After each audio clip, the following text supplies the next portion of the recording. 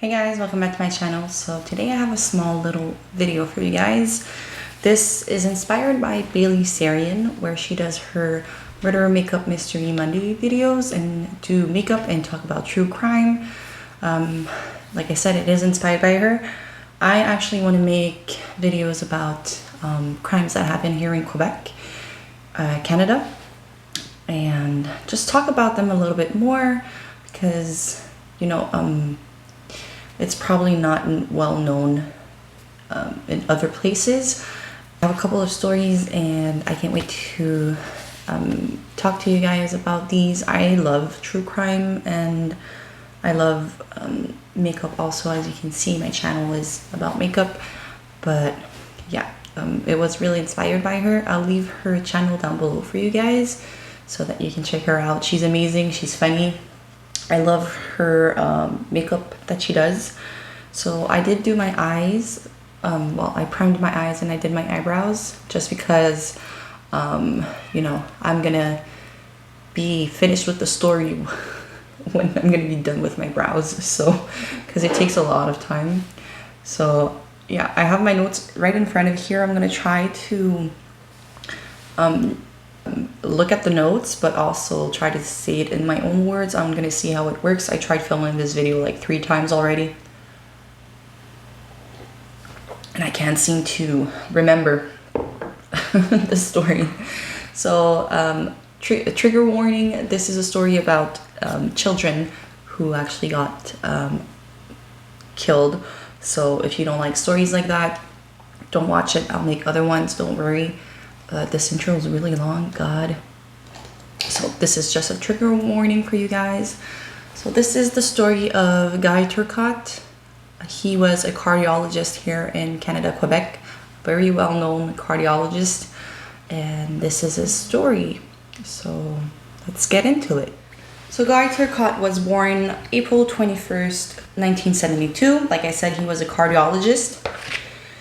He met his ex-wife, Isabelle, during their studies to become doctors at Laval University here in Quebec in 1999. So both of them were studying in the same school. So he was timid. He was a very timid guy, and she was more of an extrovert. They moved in together in 2000 and then moved to Prévost, where Guy got a job at the Hôtel Dieu Hôpital de Saint-Jérôme as a cardiologist in 2003. So Isabelle gave birth to their son on April 27th, 2003. And this was before she finished school and before she got hired at the same hospital that as Guy worked. And she worked as an emergency doctor. And I think she was also a coroner, what I've read. They got married on August 23rd, 2003, and on December 8th, 2005, her daughter was born. So from 2007, the couple had numerous fights, so their relationship wasn't doing very well. And from October 2008, Isabelle was starting to have an affair with a guy named Martin, who was a personal trainer and a friend of the couple. So in January 2009, January 14th, 2009, while the couple were planning to go on a trip to Mexico with their kids, the wife of Martin informed Guy of the affair that both of them were having. He didn't say anything to Isabelle. He kind of like ignored it. But the day after they arrived, Isabelle found out on Facebook that the affair was on Facebook, and I think it's the wife of Martin who did that, if I'm not mistaken. So Isabelle confronts Guy about his silence. She said, "You knew it and you didn't say anything." So afterwards, you know, the atmosphere was a little bit like heavy and not so great during the vacation. So it was a really heavy atmosphere, cold atmosphere during the rest of the trip. And they even mentioned a separation So Turcotte leaves the family home 2 days after their return and rents a house in Piedmont. So following the separation, the children are placed in joint custody, and the relationship between both of the parents became pretty hostile. On January 10th, 2009, Guy goes to his old house to get a shirt, and he sees Martin there, and he seems to be living with her. He exclaims to Martin, "You are disgusting. You stole my wife from me and betrayed me. You're a hypocrite. You came to our house, gave me big hugs," end quote. And he then hits Martin in the face. So on the afternoon of February 20th, 2009, Guy went to pick up his daughter from daycare and his son from school. And he contacted Isabel to let her know that he would go pick up snowshoes at his house during her absence. She informed him that she just changed the locks. Guy then declares, quote, "You had no right. This is my house. You want the war, you will have it," end quote. So on the evening of February 20th, after putting the children to bed, he began to read emails that were exchanged between Isabel and Martin, and then after that he researched ways to commit suicide. So little side note, I remember this story because I was like 15 years old. You hear that on the news, a doctor, cardiologist, and there's not a lot of cardiologists here in Quebec, and he was a very well-known cardiologist and actually a really good one. Hearing that, it was very controversial at some point because of the trial, the first trial, and you'll see why. I know a lot of people were extremely mad for the first trial and extremely mad for what he did also, because, you know, like, the kids didn't really deserve, they didn't deserve what he did to them. And it was a very, very talked about case for years. It took a while to actually be a good verdict. And like I said, you'll see why people were mad. So after that, he cancels an appointment scheduled the next day with his real estate agent, and also contacts the babysitter who was going to watch the children while he was at his appointment. He told her, quote, "My plans have changed. I won't need your services anymore. Thank you very much," end quote. So alleged facts. So the morning of February 21st, 2009, 2 police officers of La Sûreté du Québec went to Guy's house in response to a call from his mother. She was worried. About her son's depression, and I think he mentioned suicide to her on the telephone. So she was waiting outside of his house for the police.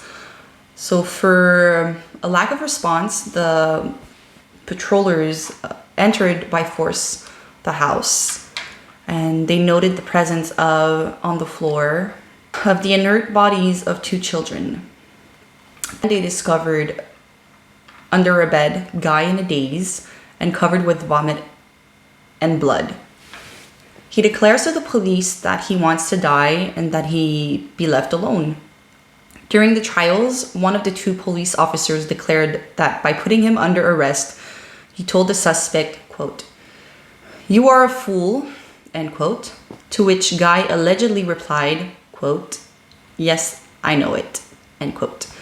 However, this statement did not appear in the initial police report. So I read somewhere on the news when it happened, one of the police officers who entered the house and saw the bodies of the kids actually committed suicide in 2019. I think he was 43.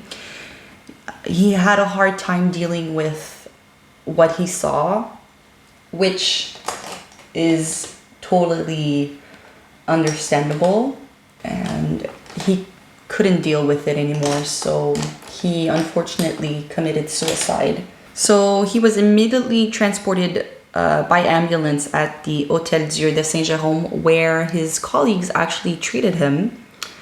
And Guy would once again say that he wished to be left alone and die. And he didn't say to them what he ingested until 2:30 p.m. So he said that he took 2 liters of windshield washer fluid. If you don't know what it is, it's methanol. So he took 2 liters of windshield washer fluid around 8 p.m. the day before. He yelled a few times that he killed his children, that he is a criminal. The mother was informed of the tragedy in the evening while she was on a ski vacation at the Massif de Charlevoix. I don't know, I think it's a big ski resort over there. I don't go skiing, so I don't know, guys. So Guy was initially transferred to a psychiatric department at the hospital of Sacré-Cœur in Montreal, then to the Philippe Pinel institution on February 26, 2009. So Philippe Pinel is a very well-known psychiatric institution here in Quebec. So you'll understand. So you'll see why people were mad. So some of his actions were like puzzling for people because, for example, he made a list of items that his family would go get to at his house, like a ticket show for a family outing or a gift certificate intended for Isabelle, his ex-wife, for a day at the spa. And he actually called his financial planner and removed his ex-wife's name from his will and his life insurance policy.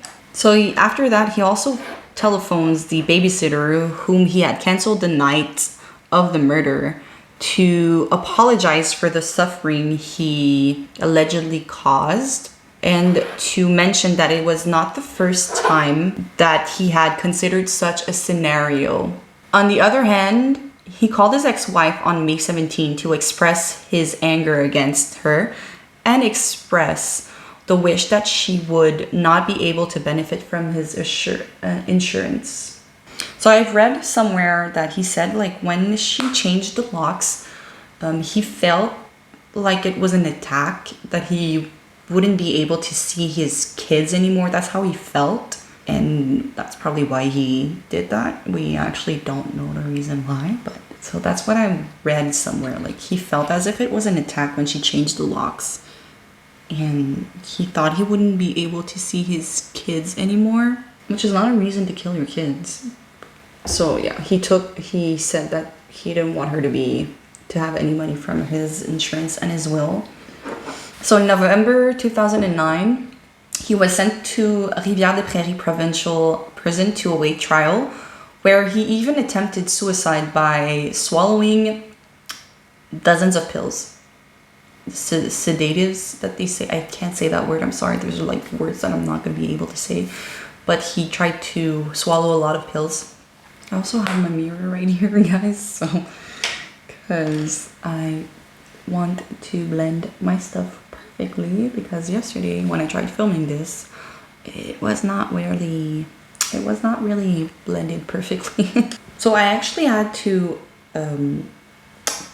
translate everything from French to English, so that's why I'm like having a hard time. And that I have my notes here because, you know, it's a little bit hard to remember details sometimes. I think that if I get used to it, probably I'll get better at it, so we will see. So I primed my face before filming the video just in case. So the investigation, Guy immediately admits to being the perpetrator of the murders, And this is the trigger warning part. It's gonna tell about how their bodies were, what he did. So in total, for the two kids, they were stabbed 46 times. So the 5-year-old boy received 27, including 16 on the abdomen, 4 on the back, and 7 on the hands and wrists. This means that the child tried to protect himself. The 3-year-old daughter suffered 19 stabs to the abdomen and back, but none on her hands and wrists.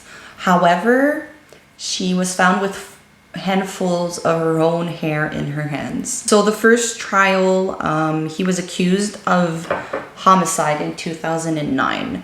He appeared in court in April of 2011. Psychiatrists testified as experts and contradicted each other on the role that the ingestion of the methanol may have played a role, and the emotional state that the accused altered his way of consciousness.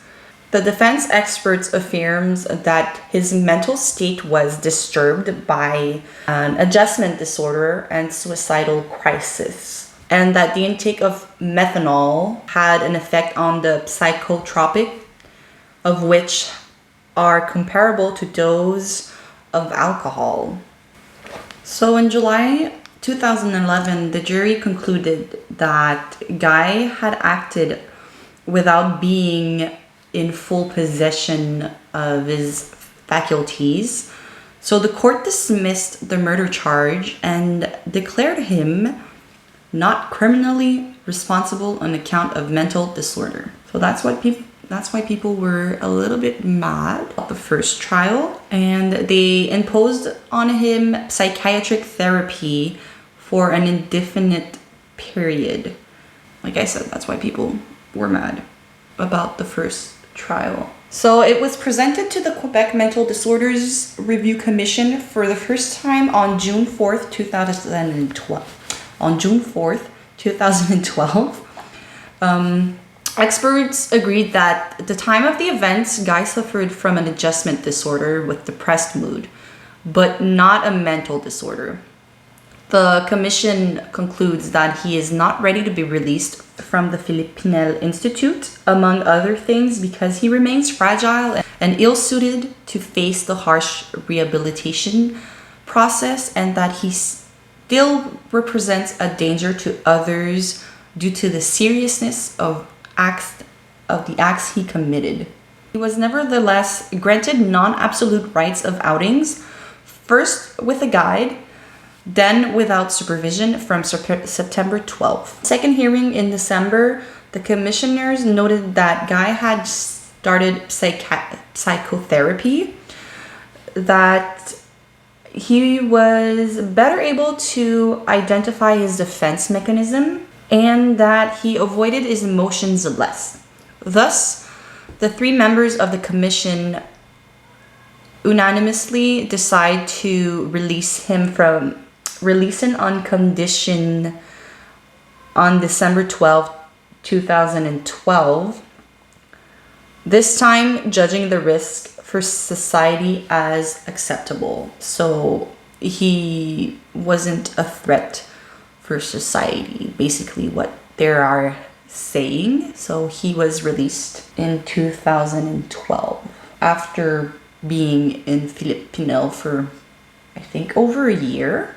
So for the second trial, the director of criminal and penal prosecutions requested a new trial on September 19th, 2012, arguing that the intoxication of Guy was essentially a suicidal gesture, therefore voluntary and therefore incompatible with the principle of not criminally responsible on account of mental disorder. In November 2013, the Quebec Court of Appeal granted his request, and squashed the previous verdict, ordered a new one against Guy, who had been released from the psychiatric hospital for over a year. The Court of Appeal considered that the judge, Marc David, should have informed the jury that it was up to the accused to show that he suffered from incapacitating mental illness, distinct from intoxication.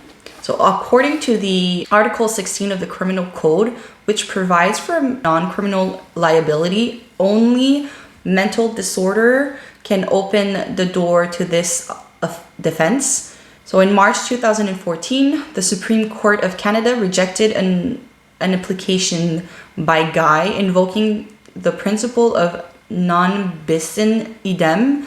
It's no one can be prosecuted a second time for the same offense. So he remained in detention until September 2014 when he was released on bail again. The judge, André Vincent, justifies his decision by stressing that there is nothing to indicate that Guy could not appear for his trial or that he represents a danger to society. So it says, like, I took some info from, like, of course, the article of when this happened. Like I said, I translated from French to English, so I'm sorry if it's, like, not good. So it says that the third criterion, whether release could weaken public confidence in the justice system, was less certain. On the other hand, Judge Vincent says the recent and distinct cases of Adele Sorella and Kathy Gauthier, accused of infanticide and then released while awaiting trial. So this is two other stories. I'm gonna try and see if I can find them. I'm probably gonna talk about them because I think I remember the Kathy Gauthier basically killed her child and for neglect, if I'm not mistaken.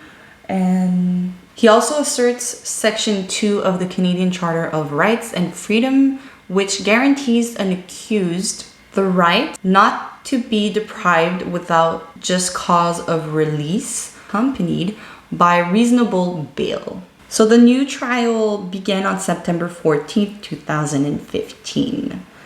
And on December 6th, after 7 days of deliberation, the jury returned a verdict declaring him guilty of the unpremeditated murder of his children. And on January 15, 2016, the judge imposed a minimum of 17 years of imprisonment on him. To arrive at the verdict, the court had to take into consideration the recent case law of the Supreme Court, which shortly after the first trial had ruled in favor of the criminal responsibility of the murderer Tommy Bouchard Lebrun, suffering from unrest, mental health, and having acted while under the influence of strong narcotics.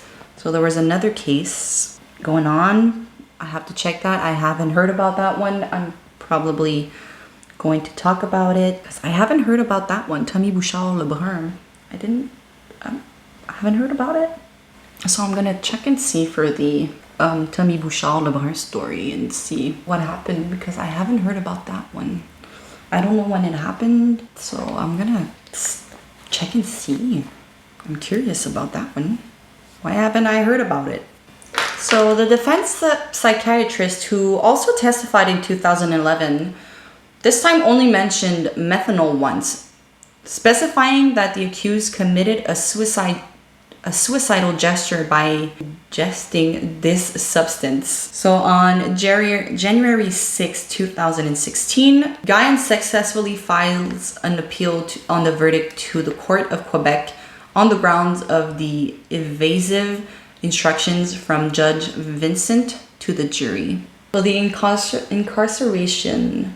So his plan to immediately return to society was interrupted in December 2015 when he was found guilty and was immediately transferred to the regional reception center of the Archambault institution, and after that to Port-Cartier in June 2016. So a few days after his arrival, allegedly he was beaten by other inmates. According to a witness to the scene. He said his dog had died on his way here.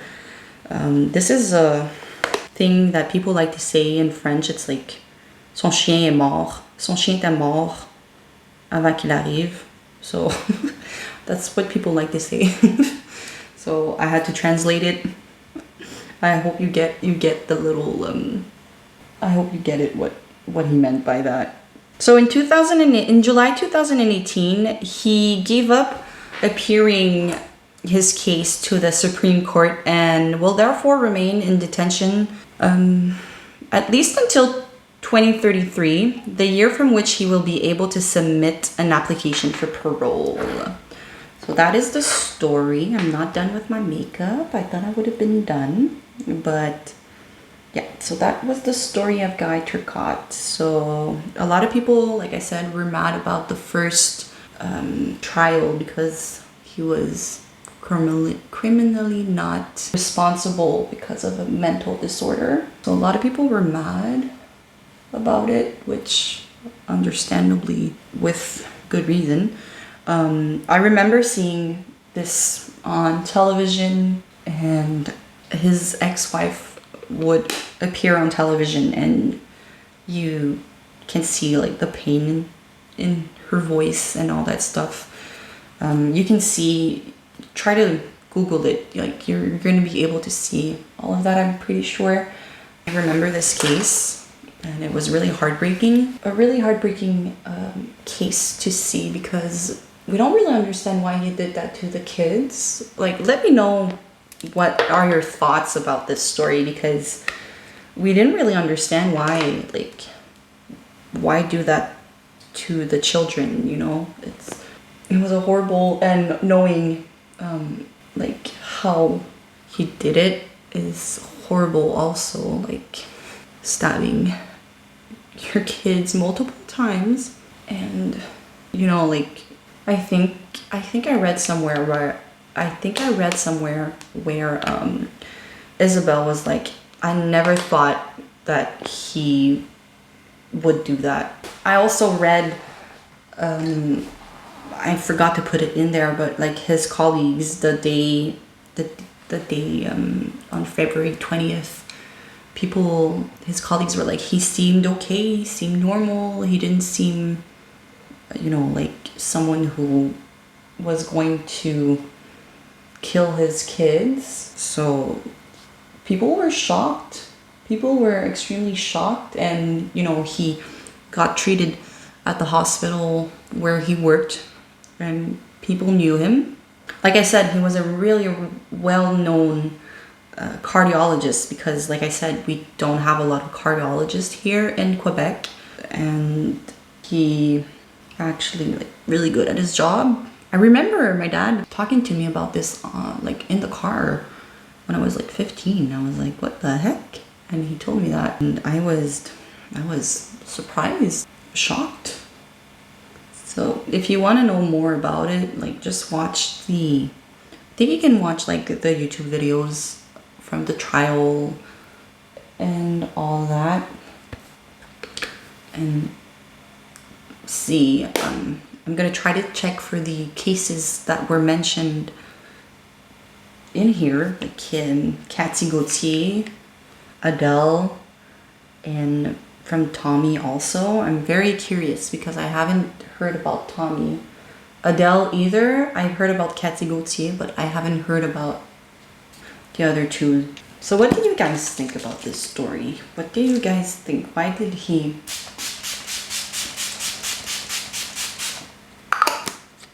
do it? Do you think the second trial was a good verdict? Because I remember people being more happy about that one.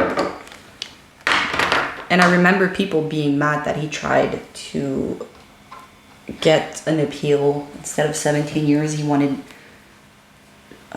lesser, not sentence, but lesser time before getting parole. So I'm not going to do the story about Luca Rocco Magnotta because a lot of people have done a video about him already.